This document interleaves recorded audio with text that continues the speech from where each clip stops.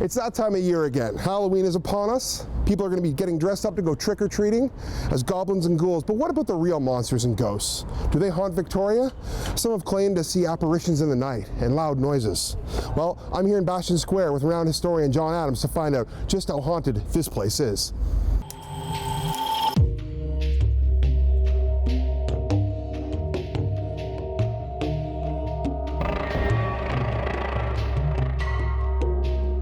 Before we get into just the spooky stuff, I wanted to start with a general local history of Bastion Square. First of all, Fort Victoria was right here. That's right. There's a line of bricks in the sidewalk right here, and that shows where the wooden walls of the fort were located. The fort stretched that way, so we're outside the fort here.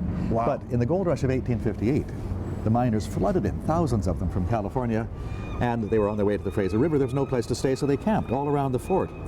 And pretty soon the Hudson's Bay Company discovered they could sell the land of the fort, and Gold Rush Victoria was built inside the fort and all around it. So this really is a very old, very historic part of town.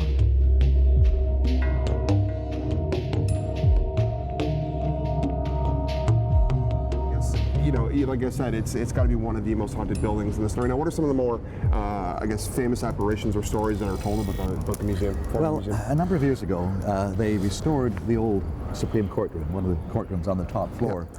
And Sir Matthew Bailey Begbie was the Chief Justice when the building was built, and he presided at the bench in that room. They restored the room, and he had sometimes a violent temper. He was known to slam his fist on the judge's bench if he was angry with the prisoner. And this is up at the top there, right? This is up there in that end of the building.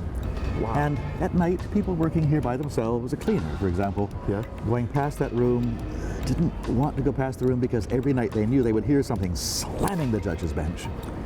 They would look, they knew that nobody would be there, nobody ever was. But people going into the room would get pushed in the back, out of the room. Somebody didn't want them in the room. Wow. Coming down the stairs, one staff member many years ago told me every time she came down the stairs, something grabbed her. She thought it was trying to throw her down the stairs. And the ghost of Sir Matthew himself, and he was known as the Hanging Judge, although that's probably not really a correct nickname for him. But did he get the nickname from handing out a lot of sentences? Well, he did. He was a judge for a long time, and so he did actually sentence many people to the gallows, but he also acquitted many people too. Yeah. But his ghost has been seen gliding down the stairs. He was a very tall man, and a big fellow with black robes, mustache, and goatee.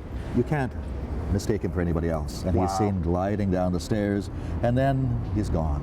He's also seen sometimes moving right through one of the doors on the top floor where one of the courtrooms used to be. But the alley that's over there, that's called... okay, just across from here, running next to what was Fort Victoria, is Pumpkin Alley. Pumpkin Alley, that's right. I hear that they used to walk the prisoners through there on the way to the gallows? All in step. And depending on where they were working, they headed that way or that way. If they were working in this part of town, they often moved right through Pumpkin Alley. People hear something, footsteps, muffled footsteps. If you're on your own, even in the daytime, that's a little bit unnerving. You hear the sound of rattling chains, and then you look back and you see somebody wearing what looks very unusual for today, a canvas jacket and pants. Some say his hands are stretched out. Some have even said he's got broken chains hanging from his wrists. But whatever it is, you don't want to be here anymore. So during the Halloween season, it is our busiest season for ghostly walks. Of course.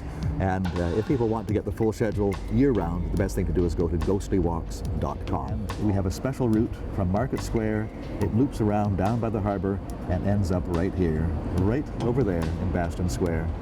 So next time you're downtown, check out Bastion Square and check out some of the places John and I visited today to see if your hair stands on end. For ShawTV Victoria, I'm Tyler Hooper.